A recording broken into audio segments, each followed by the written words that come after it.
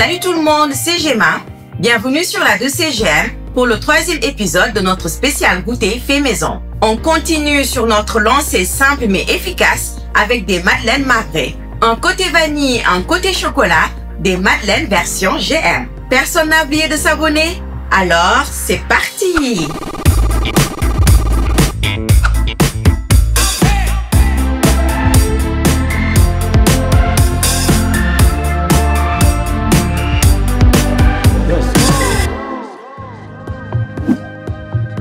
Pour nos madeleines marbrées, on aura besoin de 125 g de farine, 150 g de sucre, 130 g de beurre, 3 œufs, 50 g de lait, une cuillère à soupe d'huile, une cuillère à café de bicarbonate de soude, une pincée de sel, une cuillère à soupe de cacao en poudre. Comme d'habitude, tout est détaillé dans la description.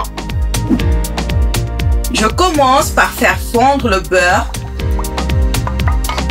puis je le laisse tiédir. Pendant ce temps, je casse mes œufs.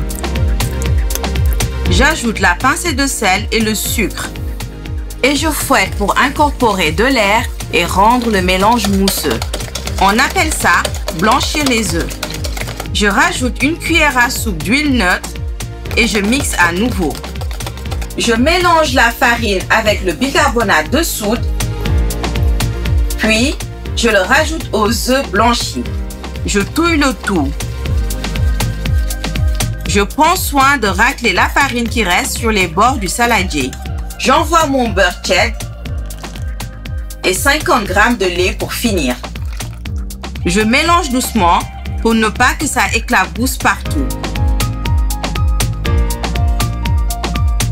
On cherche une pâte bien lisse et homogène.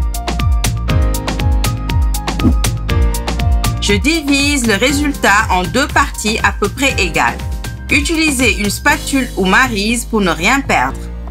Je racle quelques graines de vanille que j'ajoute d'un côté. Puis, je mélange pour les répartir uniformément dans ma pâte. Vous pouvez récupérer ce restant de gousse de vanille et le mettre dans votre sucre.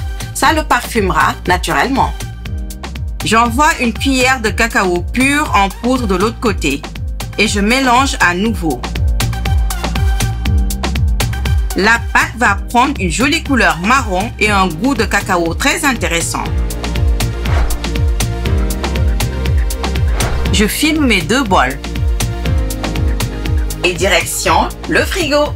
On veut une pâte bien froide. L'idéal étant de la préparer la veille pour le lendemain. J'en profite pour vous mettre le lien vers la playlist de notre spécial goûter fait maison par ici. Ça peut servir à ceux qui ont loupé les premiers épisodes. Si parmi vous, il y en a qui veulent savoir comment faire certains biscuits, n'hésitez pas à nous le faire savoir en commentaire. On verra ce qu'on peut faire. Mes deux couleurs sont prêtes. J'ai sorti mon moule à madeleine en silicone qui fait plutôt bien le boulot. J'alterne une cuillère à café de chaque couleur dans mes formes. Je vous conseille de commencer par une couleur, puis d'enchaîner avec l'autre. Ça vous évitera de trop galérer car la pâte est assez dense. Attention, ne remplissez pas à ras-bord, sinon ça va dégouliner à la cuisson. Et vous n'aurez pas la bosse, vos madeleines seront toutes raplapla.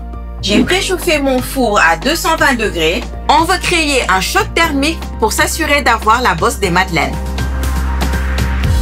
J'enfourne pendant 5 minutes jusqu'à ce que ça commence à monter. Puis, je baisse la température à 180 degrés et je termine la cuisson pendant 5 autres minutes. Pour vérifier si c'est bon, surveillez la coloration du côté vanille, qui ne doit pas être trop foncé. Je défourne et je démoule mes madeleines sur un plateau. J'enchaîne avec la pâte qui me reste jusqu'à ce qu'elle se termine.